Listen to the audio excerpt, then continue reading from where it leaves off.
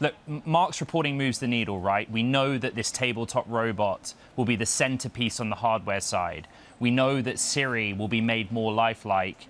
Has this changed things for you, Dan, in what you're modeling for Apple and the kind of comeback that many think that Apple needs to have in the AI domain?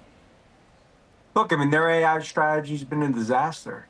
And, if you look at every other big tech company, Apple is massively behind.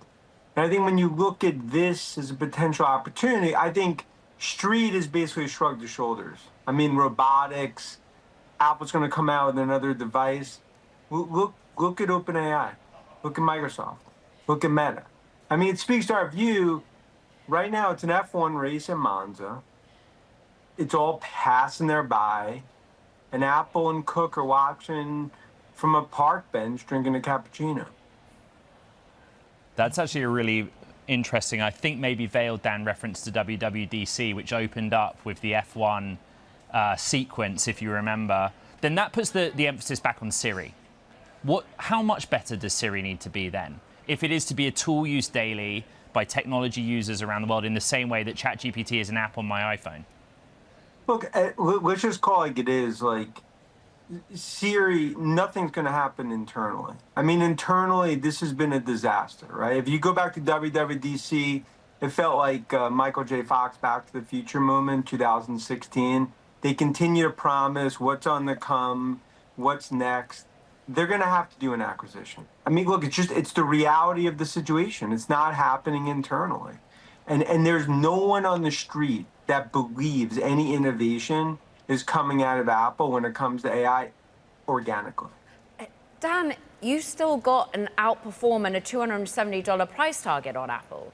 You're sounding way more cautious than your money perspective is leading us. Yeah, look, to get to 270 is no AI. This is a stock that's going to move higher, and you even saw what happened last week with the tariffs. Cook obviously playing nice in the sandbox with Trump.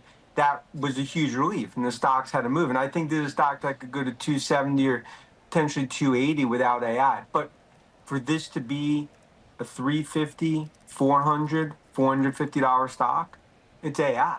And it's not happening internally.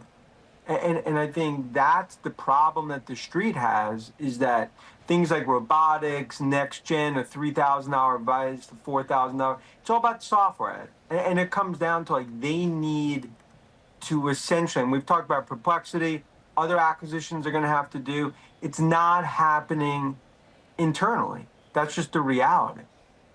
What's interesting, Dan, is the notes you have been putting out, for example, today, have been more around, as you just said, there was a relief when Tim Cook was alongside President Trump last week. Well, this week, it's all been about what President Trump has meant for NVIDIA and for AMD and for paying to play. What do you make of the moves that we've seen and to gain access in China?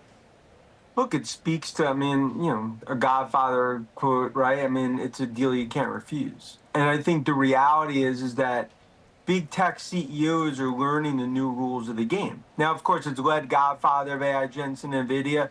They need to do, look, 15%, Yeah. It's breadcrumbs relative to getting into a China market. They can't give this to Huawei in a silver platter. And I view it as bullish, and it's going to put more fuel in the engine of this AI rally. Dan, super quickly, we broke the story last week that Dojo is no more at Tesla. And Musk has come out on X, right, and kind of explained it, the focus on AI 5 and AI 6. But how did you react to that? I don't think I saw a note. And what do you think about the stopgap between those generations of custom silicon? Yeah, no, it's a great story that you guys broke. I mean, I view it as to me, it's more certainty that XAI, they're going to have a massive investment in XAI. That'll come at the shareholder meeting.